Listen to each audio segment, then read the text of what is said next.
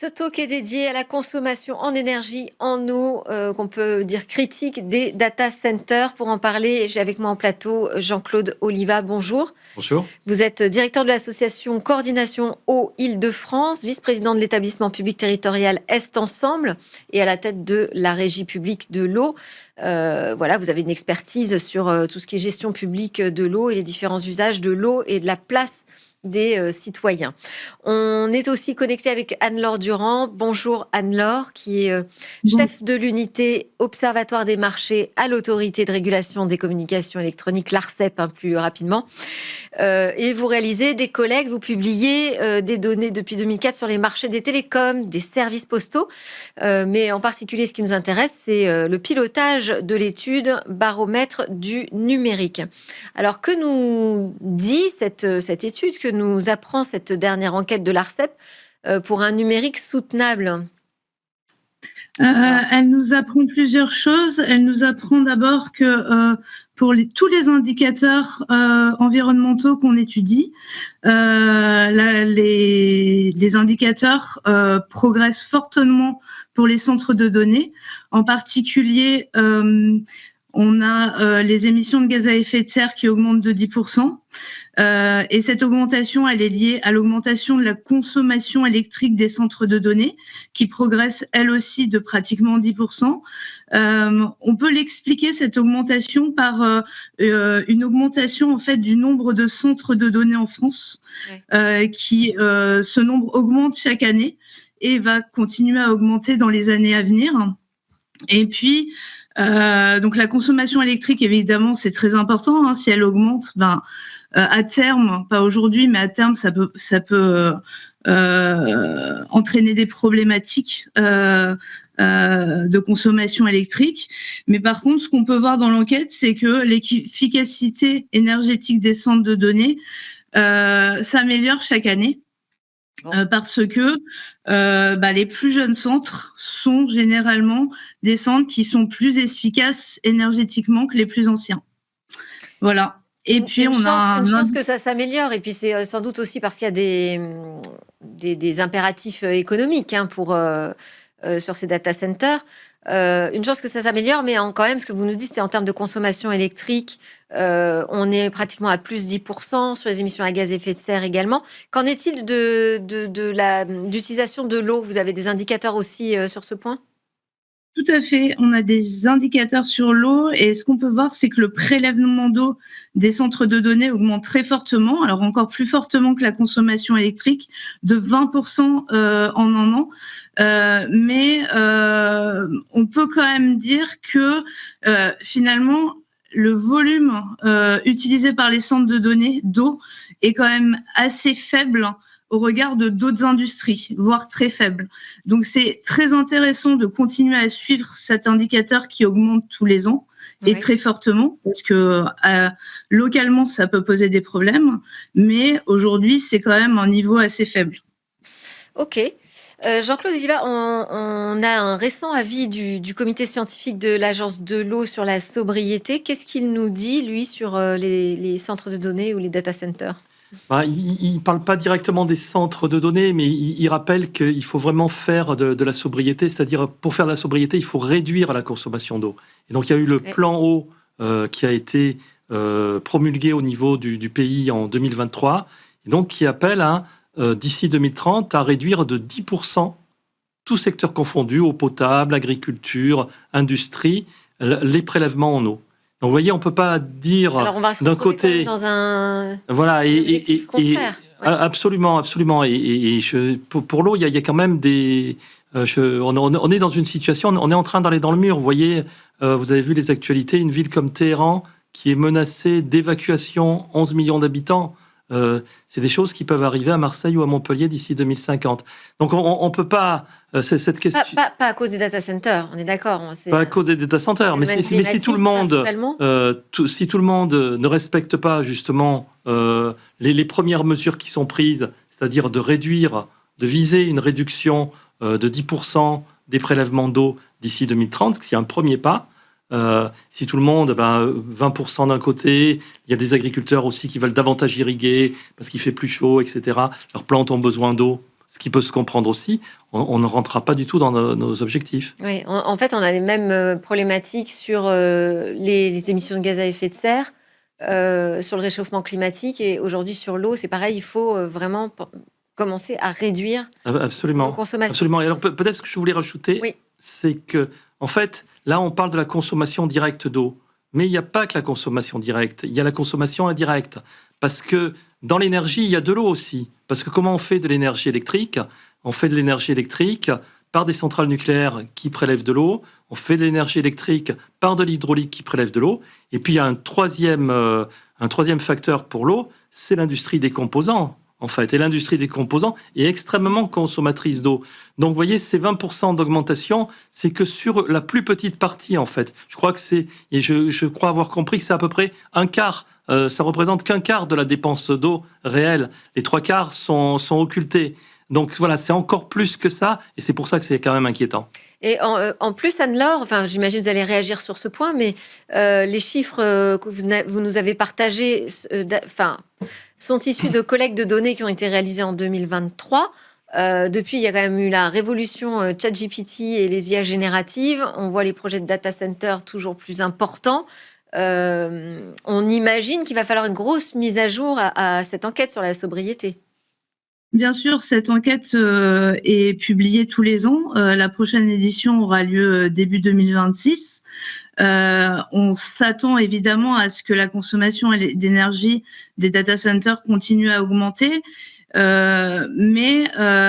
je voulais rebondir sur le point de votre interlocuteur, c'est que en gros, nous, ce qu'on a regardé, c'est à la fois la consommation directe, et c'est les chiffres que je vous ai donnés, mais également la consommation indirecte qu'on a reportée à la consommation dans l'industrie. Et quand je disais la consommation globale des data centers est quand même en niveau encore faible, c'est en tenant compte de la consommation indirecte, bien sûr. Sinon, on ne peut pas faire des statistiques correctes. Mais par contre, je suis tout à fait d'accord avec le fait qu'il faut vraiment suivre ces consommations d'eau. Aujourd'hui, elles sont pas énormes, mais localement, ça peut produire des effets très indésirables. Dans les régions où il fait très chaud, où il y a d'autres problématiques d'eau qui se posent, etc., etc. Oui, c'est ça. C'est qu'en plus, ça revient à des problèmes très locaux, très localisés. Les data centers, l'intelligence artificielle, c'est pas quelque chose de virtuel. Hein. Ça se passe, dans des villes, dans des régions qui sont plus ou moins en souffrance sur la consommation d'eau. Et parce que dans cet avis, on nous dit il faut prioriser les usages et considérer ce qui est essentiel ou non. Est-ce que le data center est considéré comme un usage essentiel de l'eau? Dépend du point de vue d'où on se place, parce que l'accès au numérique aujourd'hui, c'est considéré comme un droit essentiel. Alors, ce que dit la loi française sur l'eau et les milieux aquatiques, elle donne des priorités. Oui. La première priorité, c'est l'eau potable.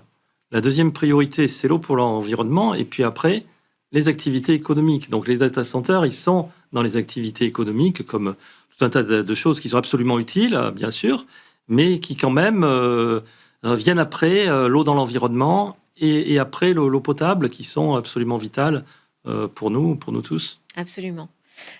Comment est-ce qu'on peut, donc vous l'avez dit Anne-Laure, vous voyez des améliorations déjà aujourd'hui en matière de sobriété dans les pratiques des grands opérateurs numériques. Comment est-ce qu'on peut les inciter davantage à plus de mesures? Parce que finalement, en France, on se retrouve dans une situation où on fournit de l'énergie propre, entre guillemets, avec le nucléaire. Donc, on devient un fournisseur, finalement, de matières premières, un peu pour cette nouvelle industrie du numérique autour de l'intelligence artificielle. Il ne faudrait pas que ça dépasse nos capacités, ou en tout cas, ce qu'on se fixe comme objectif de sobriété.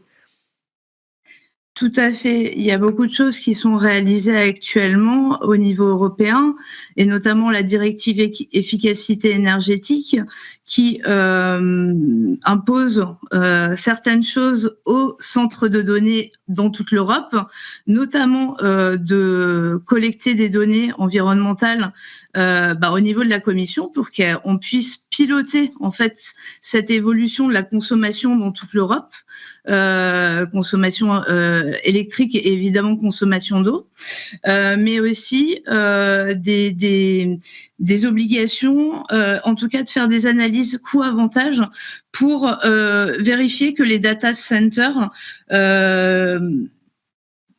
puissent réutiliser le plus possible la chaleur qu'ils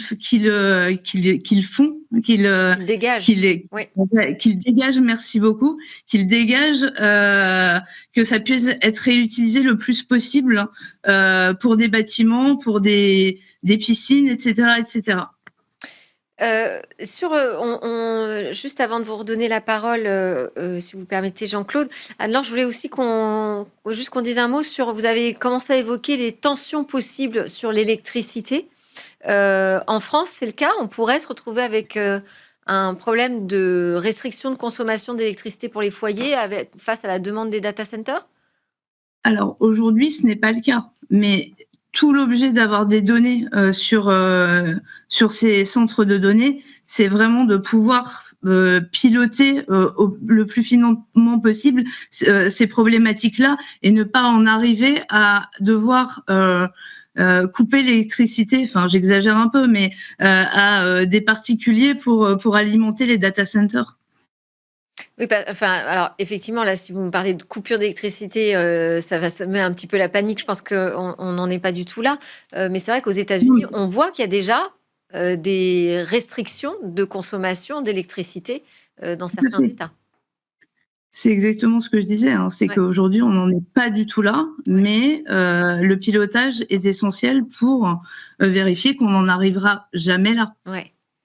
Sur l'eau, qu'est-ce qu'on peut instaurer comme bonne pratique? J'ai notamment vu, en suivant les actualités du quotidien, que le tarif de l'eau potable allait augmenter. Est-ce qu'on peut imaginer qu'imposer des tarifs de l'eau élevés puisse freiner la gourmandise, par exemple, des opérateurs numériques?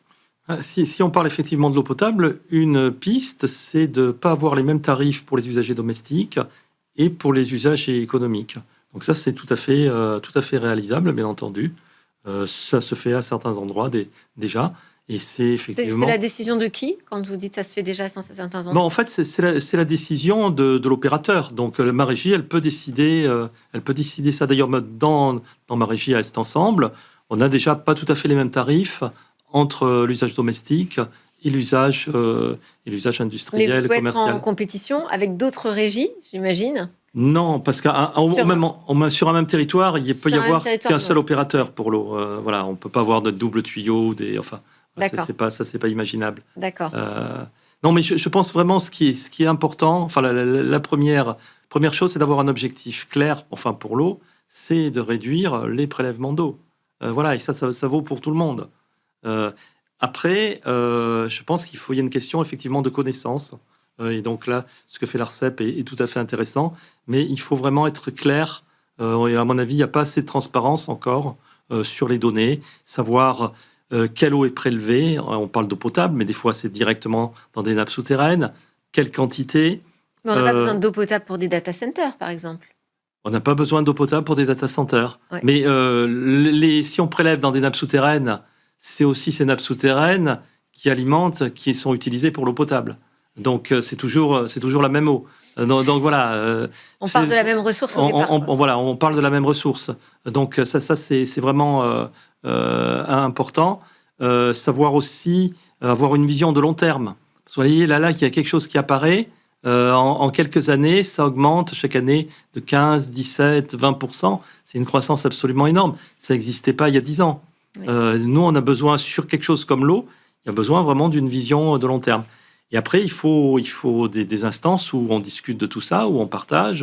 Voilà, ça ne peut pas être tel acteur qui décide, tout d'un coup, moi, je prends tout ça. Il faut il faut c'est un commun l'eau. Parce que Il faut une instance de... Comment ça se passe actuellement si un maire décide de l'implantation d'un data center, d'un centre de données, ou même aujourd'hui d'ailleurs, on a besoin de moins en moins d'autorisation pour les grands projets de centres de données qui sont jugés essentiels. Comment ça se passe très concrètement pour vous, régie d'eau publique? On vous demande juste simplement de les alimenter, c'est tout? Oui, tout à fait. Moi, ce que je peux regretter sur ça, c'est qu'aujourd'hui, effectivement, c'est souvent les maires qui donnent un permis de construire ou pas. Alors qu'il faudrait une vision sans doute. En Île-de-France, 70% des data centers français sont implantés en Île-de-France. Oui. Donc, pour moi, il faudra avoir une vision un peu plus large. Ça ne peut pas être seulement tel maire qui dit « Ah oui, moi je le veux, moi je le veux pas ». Parce que pour l'instant, vous n'avez pas de consultation. Vous êtes tenu d'alimenter comme tout le monde, comme n'importe quelle absolument, entreprise. absolument. Sauf que si ça, au bout d'un moment, si ça dépassait vraiment le... Pour le moment, ça ne dépasse pas nos capacités. Mais si un jour ça venait le cas...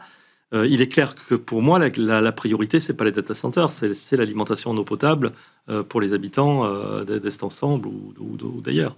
Et vous avez des outils pour mesurer justement l'utilisation de l'eau, par qui? Des outils peut-être d'intelligence artificielle d'ailleurs, non? Il y a des compteurs, tout simplement. Voilà, donc l'eau, il y a des contrats. Mais qui permettent de se projeter, de faire des prédictions? Oui, il y a des modélisations, bien sûr, bien sûr. Enfin, là, pour le moment, pour le problème des data centers, on ne peut pas modéliser ce qui n'existe pas, quoi. Hein. Ouais. Donc, on ne peut pas modéliser des demandes qu'on n'a pas ou des. Ouais. Mais voilà, ce qu'on voit, cette évolution extrêmement rapide et qui va à rebours de ce qu'il faudrait faire, c'est-à-dire à savoir réduire le prélèvement d'eau, est inquiétante. Et sur le sujet, Anne-Laure, peut-être vous pouvez réagir là-dessus, sur le sujet de la nécessité de se concerter, d'avoir des consultations plus larges que un petit écosystème du numérique qui se retrouve entre lui pour décider de l'ouverture ou non d'un nouveau centre de données. Est-ce que l'ARCEP peut jouer un rôle là-dedans en tant que régulateur? Non, parce qu'on ne régule pas les data centers au sens propre. On régule en premier lieu les opérateurs de communication électronique, à savoir Orange, SFR, Free et Bouygues, et puis d'autres. Donc, sur l'implantation des data centers, ce n'est pas l'ARCEP qui est compétente juridiquement. Donc, en fait, on n'a pas d'instance aujourd'hui qui permette d'avoir des consultations plus larges sur l'utilisation des ressources énergétiques ou des ressources en eau lors de l'installation d'un centre de données. C'est ça, hein? Tout à fait, tout à fait. Et on n'a pas de transparence même sur ce qui existe aujourd'hui. Moi, je ne sais pas, sur le territoire d'Est Ensemble, quels sont les industriels. Enfin, je sais pour l'eau potable, mais pour les prélèvements dans les nappes, je ne sais pas quels sont les industriels qui puisent, combien, depuis quand, l'évolution de tout ça. C'est des données que la préfecture doit avoir, c'est soumis quand même à autorisation préfectorale, mais que nous n'avons pas. Qui ne sont pas partagés. Qui ne sont pas partagés. Donc voilà, il y a quand même une question de transparence de l'information, de partage de l'information, et de réunir tous les acteurs au bout d'un moment autour de la table. Nous, ce qu'on souhaitait déjà il y a 2 ans sur un autre sujet, c'est qu'il y ait un Grenelle de l'eau organisé en Île-de-France avec tous les acteurs publics et privés. Pour nous, c'est la responsabilité de l'État, c'est la responsabilité du préfet de région, qui est d'ailleurs coordonnateur pour l'eau de tout le bassin Seine-Normandie. L'ADEME, c'est un interlocuteur, peut-être? L'ADEME, c'est un interlocuteur, bien sûr, voilà, mais les organismes publics, les grandes entreprises privées, les grands opérateurs. Et il faut qu'on discute tous ensemble, et il faut aussi, pour le grand public, la transparence de l'information de ce qui se fait. Merci beaucoup Jean-Claude Oliva, directeur de l'association Coordination Eau Île-de-France, vice-président de l'établissement public Est Ensemble, président de la régie au public pour Est Ensemble. Et merci à Anne-Laure Durand, chef de l'unité Observatoire des marchés et responsable du pilotage de l'enquête annuelle pour un numérique soutenable à l'ARCEP. C'était Smartech, merci à vous de nous avoir suivis. On voit que les discussions ne sont pas terminées. À très bientôt, excellente journée à tous.